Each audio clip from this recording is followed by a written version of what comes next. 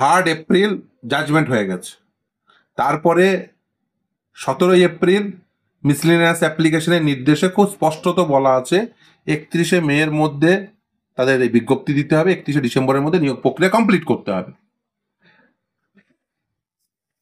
যেখানে প্রথম নির্দেশেই বলা আছে পরিষ্কারভাবে যে একেবারেই অযোগ্যদের সুবিধা দেওয়া যাবে না, অযোগ্যদের কাছ থেকে মানে বিশেষ করে অবৈধদের কাছ থেকে পয়সা ফেরত নিতে হবে। তারপরে দাঁড়িয়ে যদি কেউ মনে করেন যে তাদের সুবিধা দেব, তাহলে ভুল করবেন। আর তারাও যদি ভাবেন আমরা সুবিধা পাবো আদালতের কাছ থেকে পরীক্ষায় বসার বা মাইনে পাওয়ার, তাহলে তারাও ভুল করবেন। এবং সেটাই হয়েছে, মিসলিনিয়াস অ্যাপ্লিকেশনগুলো ডিসমিসড হয়েছে। এবং আমি জানি না এগুলো কারা করছেন বা মানে কাদের বুদ্ধিতে করছেন বা কি করছেন আমার জানা নেই, কিন্তু এটুকু বলতে পারি এরকম মিসলিনিয়াস অ্যাপ্লিকেশনে এই পরিণতি হওয়াটাই স্বাভাবিক। অনেকেই চেষ্টা করছেন মাটিকে খাঁটি বানানোর, এই মাটিকে খাঁটি বানাতে গিয়েই তো পুরো বিষয়টি মাটি হয়ে গেছে। এই মমতা বন্দ্যোপাধ্যায়রা যদি বলে দিতেন এরা এরা অবৈধ, তাহলে অন্তত পক্ষে যারা বৈধ তাদের চাকরি থেকে যেত। আমরা তো প্রথম দিন থেকে বলে আসছি বৈধ অবৈধ এই ফারাক না করা গেলে পুরো বিষয়টি বাতিল হয়ে যাবে। এটাই হচ্ছে আইন। আমরা চিৎকার করে করে বলেছি, আর মমতা বন্দ্যোপাধ্যায় এদের ভুল বুঝিয়ে বলেছেন একজনেরও চাকরি যাবে না, অর্থাৎ সাদা খাতার মাস্টারও থাকবে, সাদা খাতার শিক্ষক স্কুলে থাকবে, এটা মমতা বন্দ্যোপাধ্যায় বলেছেন। এই সাদা খাতার শিক্ষককে স্কুলে রাখতে গিয়েই তো সকল শিক্ষককে বের করে দিয়েছেন। মমতা বন্দ্যোপাধ্যায়রা পয়সা নিয়েছেন, তার বিনিময়ে চাকরি দিয়েছেন, ভেবেছিলেন তাদের চাকরি যেন তেন প্রকারেণ এই মাটিগুলোকে খাঁটি বানিয়ে রেখে দেব। হয় না তো, এটা করা যায় না। এটা করতে গিয়েই পুরো বিষয়টিকেই মাটি করে দিয়েছে। আপনি জাজমেন্টটি পড়লেই পরিষ্কার বুঝতে পারবেন যে কিভাবে দুর্নীতি হয়েছে। Rank jam, out of the panel, expiry panel, OMR manipulation, OMR এর নাম্বার বাড়ানো, ওএমআর এর প্রাপ্ত মার্কস 1, এসএসসি সার্ভারে প্রাপ্ত মার্কস 1, শূন্যকে বাড়িয়ে 53, 2কে বাড়িয়ে 43, সব করেছেন। কেউ আবার গিয়ে বলছেন আমি তো 2 পেয়েছিলাম, আমি তো আর সাদা খাতা জমা দিইনি, আমাকে 43 করা হয়েছে, তো আমি কি করবো, আমাকেও মাইনে দাও। মমতা ব্যানার্জি যাদের হাত ধরে দুর্নীতি করলো, যাদেরকে দুর্নীতি শেখালো, তারা বলছে আমরা র্যাঙ্ক জাম করে চাকরি পেয়েছি। এই র্যাঙ্ক জাম ক্যাটাগরিটা পুরোটা মমতা ব্যানার্জি করেছে। এই যে প্রেস ক্লাবের সামনে বসে সব আন্দোলন করছিল, এটা একটা শেষ পর্যায়ে দুর্নীতি। আর এই শেষ পর্যায়ে দুর্নীতি করতে গিয়ে ধরা পড়লো।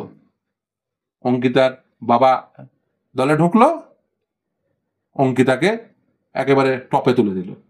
তখনই তো ছেলে মেয়েরা চাক্ষুষ হলো, চাক্ষুষ দেখলো রে বাবা, ও অঙ্কিতা ইন্টারভিউ না দিয়েই অঙ্কিতা চাকরি। মমতা ব্যানার্জি অঙ্কিতার বাবাকে দলে ঢুকিয়েই অঙ্কিতাকে চাকরি।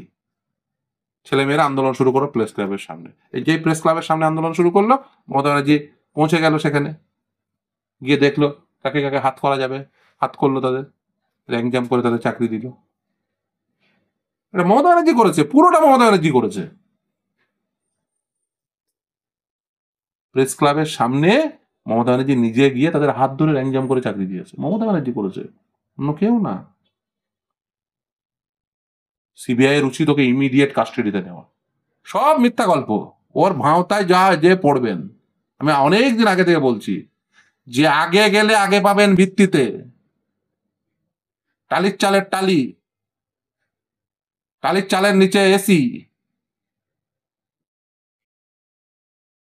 3টে রাস্তার উপর 35টা প্লট, সেখানে যা যা আছে আপনারা আগে পেলে আগে গেলে আগে পাবেন ভিত্তিতে বুঝে নিন। টাকা যারা গেছে দিয়েছেন, টাকা জলে চলে গেছে, জমি বেচা টাকা জলে। টালির চালের টালি, টালির চালের নিচের এসি, ঝাড়বাতি, লেপ, আগে গেলে আগে পাবেন ভিত্তিতে জেনে বুঝে নিন। তাদের প্রত্যেককে পরীক্ষা দিতে হবে, স্যার তাদের বুঝিয়ে বলেছেন। বিকাশবাবু যেহেতু বুঝিয়ে বলেছেন, তারা বুঝেছেন, নিশ্চিতভাবেই তারা বুঝেছেন। আমরা তো প্রথম থেকে একথাই বলে আসছি, মমতা ব্যানার্জির ভাওতাবাজির শিকার হবেন না। আর মমতা ব্যানার্জির যে হাত ধরবে তার কি অবস্থা হয় এটা জেনে বুঝে নেওয়ার জন্য, ওই যে যারা র্যাঙ্ক জাম্প করে চাকরি পেয়েছে, এরা কিন্তু সবাই ট্যালেন্টেড ছেলে মেয়ে, এদের ওয়েটিং লিস্টে এদের নাম ছিল, শুধুমাত্র এদের দোষ কি? একটাই দোষ, মমতা ব্যানার্জির হাত ধরলো। কেউ টাকা দিয়েছে, কেউ হয়তো আন্দোলনকারী নেতা হিসেবে হয়তো একটু কম টাকায় বা বিনা পয়সায় পেয়েছে, কিন্তু আন্দোলনটাকে বন্ধ করবে মমতা ব্যানার্জি, পরিষ্কার কথা। ও সিবিআই দুদিন নিয়ে গিয়ে দুদিন ইয়ে করলেও সব বলে দেবে মমতা ব্যানার্জি, দুদিন নিয়ে গিয়ে রেখে দিলে ও সব বলে দেবে, সব মমতা ব্যানার্জি করেছে। ইনসানদের চাকরি মমতা ব্যানার্জি দিয়েছে। এই যে ইনসান পরীক্ষা দিতে পারবে না, কিসের জন্য? তার কারণ হচ্ছে মমতা ব্যানার্জির হাত ধরেছে। ভালো ছেলে, ওর লিস্টে নাম ছিল, শ্বেতাবেরও লিস্টে নাম, ওরও লিস্টে নাম, কিন্তু ওই মমতা ব্যানার্জির হাত ধরে নিল। মমতা ব্যানার্জির হাত ধরলো ফলে আর পরীক্ষায় বসতে পারবে না, তার কারণ দুর্নীতি করে চাকরিটা নিয়ে নিল। মমতা ব্যানার্জির হাত ধরা মানেই তার জন্য দুর্ভোগ, একেবারে অবশ্যম্ভাবী। একেবারে 32,000-এর এই যে জনগণ মমতা ব্যানার্জির হাত ধরেছে, জনগণের দুর্ভোগ হচ্ছে। ওর হাত ধরলেই দুর্ভোগ, ওটার হাত ধরলেই দুর্ভোগ। ওর হাত ধরলো ইনসান, পরীক্ষায় বসতে পারবে না। এই কুণাল ঘোষ সাংবাদিক ছিল, ভালো ছিল, ওর হাত ধরলো, জেলে চলে গেল 3.5 বছর। ভালো ছিল, ভালো সাংবাদিক ছিল। অঙ্কিতার বাবা, ওর হাত ধরলো, অঙ্কিতার চাকরি নিল, অঙ্কিতার চাকরি চলে গেল। ওর হাত ধরলেই দুর্ভোগ। জনগণের হাত ধরেছে, জনগণের দুর্ভোগ হচ্ছে। এই ছেলেমেয়েরা বুঝেছে যে না, বিকাশবাবুদের সঙ্গে থাকা দরকার, আমাদের সঙ্গে থাকা দরকার। আস্তে আস্তে বুঝছে, জনগণও বুঝবে যে ওর হাত ধরে দুর্ভোগ হচ্ছে, ওদের পক্ষে থাকা যাবে না। দুর্ভোগের কারণ মমতা ব্যানার্জি, দুর্যোগের কারণ মমতা ব্যানার্জি, যত প্রকার দুর্ভোগ সব কারণ মমতা ব্যানার্জি। জনগণের এই দুর্ভোগের কারণ কি? মমতা ব্যানার্জি। এই ছেলে মেয়েদের দুর্ভোগের কারণ কি? মমতা ব্যানার্জি, ওর দুর্নীতিপূর্ণ কাজকর্ম, টপ টু বটম একটা করাপ্ট মুখ্যমন্ত্রী। শুনুন এই মেরিট লিস্টের গল্প। প্যানেল 2016 সালের প্রাইমারি রিক্রুটমেন্ট রুলসে প্যানেলের ডেফিনেশন লিখেছে, প্যানেল পাবলিশ হয়েছে বলছে তো, দেখবেন জিজ্ঞাসা করবেন মমতা ব্যানার্জি যে মমতা ব্যানার্জি বলো তুমি প্যানেল পাবলিশ হয়েছে কি হয়নি, হ্যাঁ না না হলে দেখাও। 2016 সালের নিয়োগ প্রক্রিয়া 2017 সালে সম্পূর্ণ হলো, 2022 সালে আদালত বলল উইথ ব্রেকেজ অফ মার্কস প্রকাশ করলো। যেদিন প্রকাশ করা তারপরের দিনই বলছে আমাদের ওই লিস্টে এরর রয়েছে, ত্রুটি রয়েছে। কেন? ভাবো 17 সালে যে নিয়োগ কমপ্লিট হয়েছে, 22 সালে এসে 5 বছর পরে বলছে এরর রয়েছে, আর তার সঙ্গে লিখে দিল যে এখন টেট 2022 চলছে, সম্পূর্ণ হলে এরর ফ্রি লিস্ট প্রকাশ করবো। আজকে কত সাল? 2025 সাল। এরর রয়েছে, এই নোটিফিকেশন দিয়েছে কে? বিকাশ রঞ্জন ভট্টাচার্য, ফিরদৌস শামীম।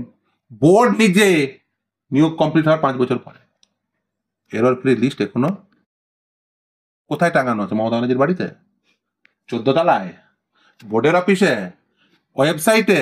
এরকম ধান্দাবাজি করে কোর্টে মিথ্যা কথা বলেছিল। ওরা বোঝে না যে কোর্টে যা বলবে রেকর্ড থাকবে। ডিভিশন বেঞ্চের সামনে বলেছিল 2020 সালের নিয়োগ সাপেক্ষে ওই যে প্যানেল প্রকাশ হয়নি কিসের জন্য?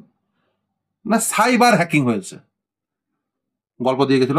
মিথ্যা কথা বলে সাধারণভাবে কি হয়, আদালত যে কোনো আর্টিকেল 12 অথরিটি যদি কোনো কথা বলে স্বাভাবিকভাবে সেটা বিশ্বাস করে, মিথ্যা কথা কেন বলবে? কিন্তু এদেরকে বিশ্বাস করা যায়? কমপ্লেন রুজু হয়েছে এখনো পর্যন্ত আদালত, তারপরে আমরা সেই নির্দেশ হওয়ার পরে আমরা আদালতে সেই কমপ্লেনটা দেখতে চেয়েছি। মমতা ব্যানার্জিকে একবার বলুন যে ও কালকে সেই অভিযোগপত্রটা দেখিয়ে দেবে, দিয়ে বলবে সেই অভিযোগপত্রের সাপেক্ষে এই কেস নাম্বার রুজু হয়েছিল, এই পুলিশ তদন্ত করেছিল, এই তদন্তের ফলে এই ধরা পড়েছে, বা ধরতে পারেনি, বা মামলাটি বন্ধ করে দিয়েছে। কিছু তো একটা হবে, একটা অভিযোগ জমা বলে কিছু তো একটা হবে, যে অভিযোগটা তার গ্রাহ্যতা পায়নি, জিডি করে রেখে দিয়েছি, এফআইআর করেছি, তদন্ত করেছি, তদন্ত করে কিছু পাইনি, তাহলে বোর্ড মিথ্যা কথা বলেছে। আর তদন্ত করে এটা পেয়েছি, এই কজনকে অ্যারেস্ট করেছে, বলুন মমতা ব্যানার্জি বলুন। এই মিথ্যাচার চালিয়ে গেছে, ওরা ভেবেছে মিথ্যাচার করে যাব, দিনের পর দিন মিথ্যাচার করে যাবো, জনগণ যা বলবো সব জনগণ মেনে নেবে, আদালত মেনে নেবে, বিকাশ রঞ্জন ভট্টাচার্য, ফিরদৌস শামীমরা মেনে নেবে, সবাই মেনে নেবে, শেতাবুদ্দিন, নাসরিন, আব্দুল গনি আনসারী, লক্ষ্মী টুঙ্গা, অমিত ঘোষ, যা যা আছে সব জনগণ মেনে নেবে।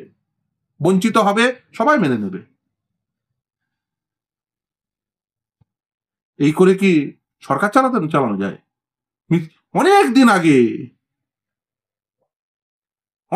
থেকে জনগণ বলছে যে এই মিথ্যাচার করে সরকার চালিও না, এই দুর্নীতিগ্রস্ত কাজ করে সরকার চালিও না। মানুষ বলছে, জনগণ বলছে, সবাই তো ওকে ভোট দিয়েছিল, তো অস্বীকার করা যাবে না। হয়তো কিছুটা ভোট লুট করেছে, কিন্তু কিছু মানুষ তো ভোট দিয়েছে। তাদের বাড়ির ছেলে মেয়েরা সাদা খাতা মাস্টারের কাছে পড়বে? তাদের বাড়ির ছেলে মেধা থাকা সত্ত্বেও চাকরি পাবে না? তাদের বাড়ির ছেলে মেধাযুক্ত কাউকে টাকা দেয়নি, চাকরি চলে যাবে শুধুমাত্র ও দুর্নীতিগ্রস্ত হলো বলে? শুধুমাত্র ওই যে সাদা খাতার মাস্টার স্কুলে থাকবে সেই জন্য বৈধ অবৈধ তালিকা ফারাক করে দিল না বলে? তুমি ভোট চেয়েছিলে কিসের জন্য? ভোট চেয়েছিল তো এই কারণে যে আমি সরকারে বসবো, আমি মুখ্যমন্ত্রী হব, রাজ্যটাকে সঠিকভাবে পরিচালনা করব। আর আজকে কি করছো? বলছে যোগ্যদের সঙ্গে আছে, অযোগ্যদের সঙ্গে, চোরের সঙ্গে আছে, গৃহস্থর সঙ্গে আছে। চোরকে বলছে চুরি কর, গৃহস্থকে বলছে তুমি দরজা জানলা বন্ধ করে রেখে দেবে। চোরকে বলছে চুরি কর, আমি পুলিশ হাতে ছাড়বই না, পুলিশ দেখবেই না, চিৎকার করলেও দেখবে না, তুই চুরি কর। চোরকে বলছে চুরি কর, গৃহস্থকে বলছে তুমি সামনে দেখো।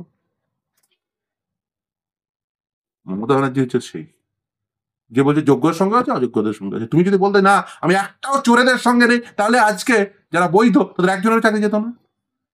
সেই দিনে তাদের বলা উচিত ছিল, এই যে মমতা ব্যানার্জি শোনো, তুমি যে বলছো যে কারোর চাকরি যাবে না, এটা ভুল বলছো, মেনে নেবো না। আজকে আন্দোলন করছে তারা, তুমি কোনো আন্দোলনকে ছোট করছে না। সেদিন তো তাদের আন্দোলন করার কথা ছিল। যাই মমতা বন্দ্যোপাধ্যায়, তুমি ভুল বলছো, কেন তুমি সাদা খাতা মাস্টারের সঙ্গে থাকবে? এই যে ধরুন যেদিন এই যে জাজমেন্টের পরে ছেলে মেয়েদের এতে ডাকলো, সেদিনও মিথ্যাচার করলো, সবাই চুপ করে শুনলো। আমি তো অবাক হয়ে গেছি যে আমি যোগ্যদের সঙ্গে থাকবো, অযোগ্যদের সঙ্গে আছো, অযোগ্যদের সঙ্গে আছো মানে? সেদিনও লোকে ধরা উচিত ছিল। তুমি অযোগ্যদের সঙ্গে আছো মানে? আর তুমি অযোগ্যদের সঙ্গে আছো বলে তো আমাদের এই যোগ্যতা থাকা সত্ত্বেও আমরা এই ডিপ্রাইভ হচ্ছি। একটা অযোগ্যদের সঙ্গে থাকার এই গল্প যদি শুনেছি, তাহলে তোমাকে দেখে নেওয়া হবে। গণতান্ত্রিক দেশে আইনসম্মত একটা সরকার চালা। যদি বলছো আমি অযোগ্যদের সঙ্গে আছি, চোরেদের সঙ্গে আছি, ওর এই অযোগ্যদের চোরেদের সঙ্গে থাকার জন্য আজকে যোগ্যগুলো বঞ্চিত। যারা চাকরি পায়নি তারাও বঞ্চিত, যারা চাকরি পেল তারাও বঞ্চিত। সমস্ত বৈধতা গুলোকে, বৈধ মানুষগুলোকে আজকে বঞ্চিত করলো এই মমতা ব্যানার্জি, শুধুমাত্র এই চোরেদের সঙ্গে থাকার জন্য।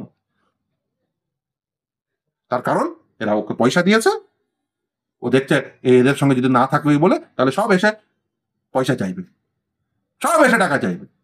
এই মিথ্যাচার করেছে। এই একজন অযোগ্যদের সঙ্গে নেই, একজন অবৈধদের সঙ্গে এই কথা যদি বলতো এবং সেই কাজ যদি করতো, আজকে একজন বৈধেরও চাকরি যেত না।